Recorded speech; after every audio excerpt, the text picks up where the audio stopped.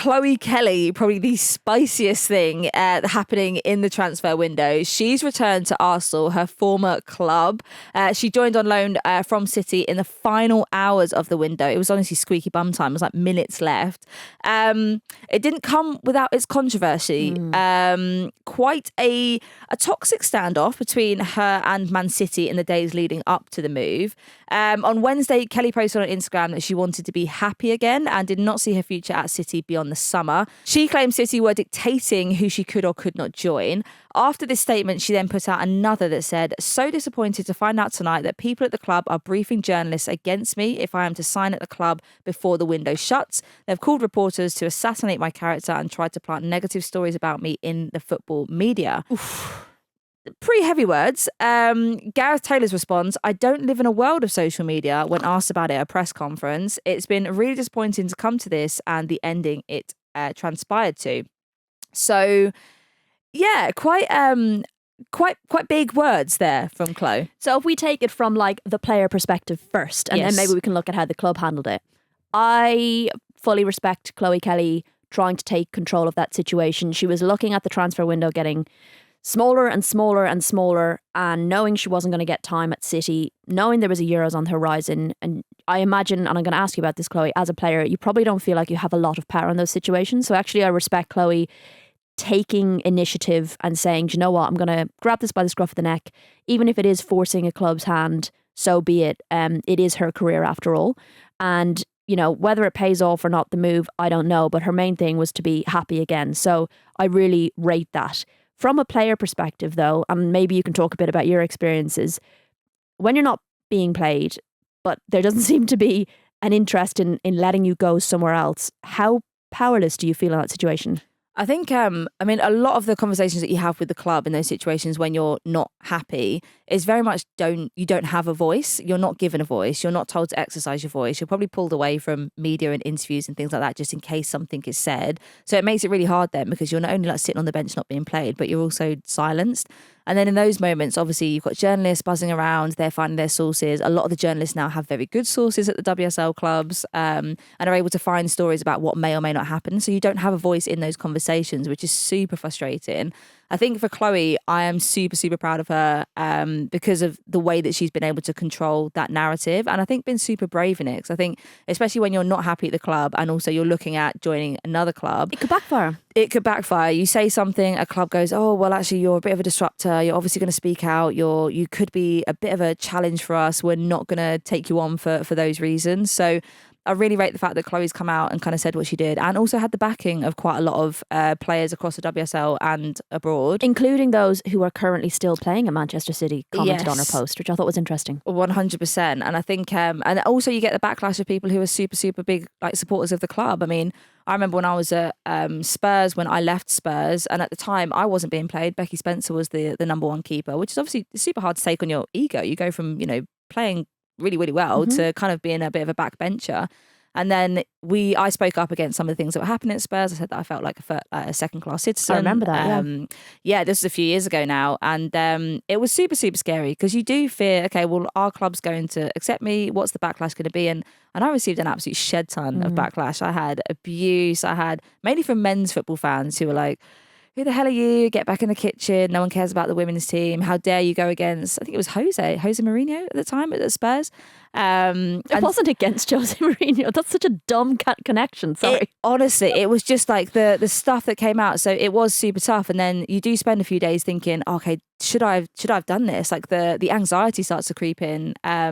So yeah, I do think what she's done is incredibly powerful. Obviously she has the backing of quite a few of her players as well. So yeah, really rate it. Well, I thought it was really interesting to get your side on it, given you were a player and you've experienced something like this before. And it's maybe not an angle we've gotten a lot of in the last few days, is actually what it's like for the player to experience that. From a club perspective, I appreciate, like, we don't know everything that's gone on. We don't know the full truth, all that kind of stuff. But the way that Man City handled it, I thought was pretty poor, because you can literally have this stuff written, ready to go for whatever player it is. Your crisis comes, whatever you want to call it, and you're going to be like, right, we have a tricky player, they've left or they've gone on loan. we'll have all these tweets written. We'll have the press release written. We just put their name in. We put how long they've played with us for, our thank yous, blah, blah, blah. You don't even have to mean it. But to just come out and be like, Chloe's gone to Arsenal was just so petty. And it's not good enough. No. And I appreciate, right, maybe this relationship has obviously been fractured. But not only are you looking bad in terms of how you've managed that, but you've got to think about how you're looking for other people or players who maybe want to come to this club.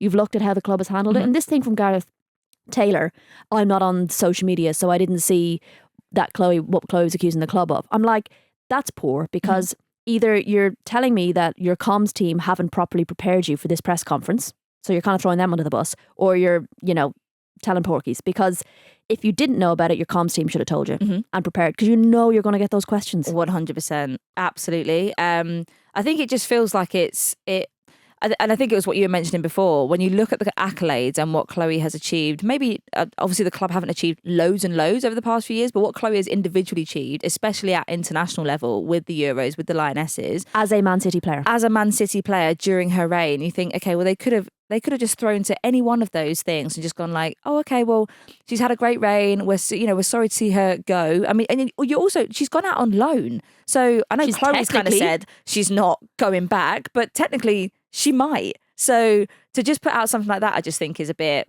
it's petty. Yeah. It's petty. And it's a shame that it's been handled like that, because it could have been, I just think you could have made yourself look better as a club in handling that. And then I find it interesting how people kind of misremember a player to suit the narrative. So either you've got people basically being like, she's basically Lauren Hemp, but on the other side. Okay, she's not like that level. And I think a lot of that as well is down to the fact that she hasn't been played recently. She's very much a confidence player.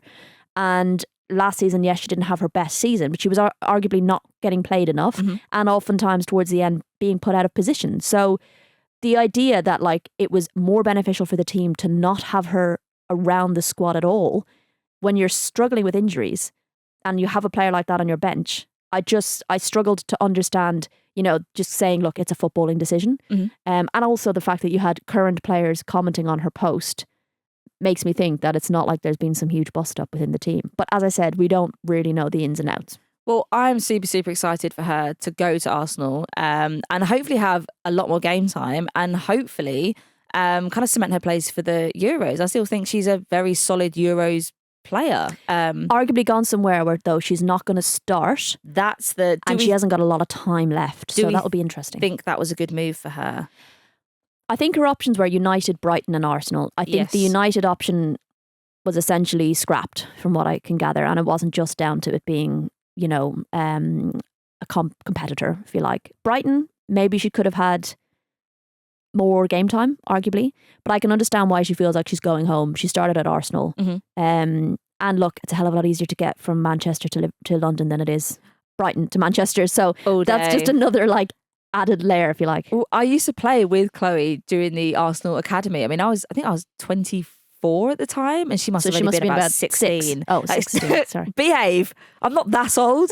And you could tell the talent that she had then. She was absolutely incredible then. And she was such a fiery character, and I absolutely rated her for that. I think, seeing her go back to the club, and also... Can we rate it? The comms from Arsenal are unbelievable. I don't know if anyone's seen them, but definitely go and have a look at the vid they did with Katie McCabe, looking like she's going to throw the ball at the back of Chloe Kelly's head. Obviously, it's sort of a throw to, was it last season before? Season before. Yeah. Of that time that Katie McCabe got a bit spicy and threw the ball at the back of her head. But it was the front of her head. But what's really funny is how everyone's has gone from being like, Katie McCabe's a thug, she nearly took her eye out with that round football, to being like, oh my God, that was so funny, I love it. Yeah, but it's like, short memories. Okay. 100%. I was one of those. I was like, that was awful. Also, great Vance. Yeah. That has to be their celebration. If one of them scores, they have to pick up the ball and bop each other on the head. I would rate that. Just mind your eyes, yeah.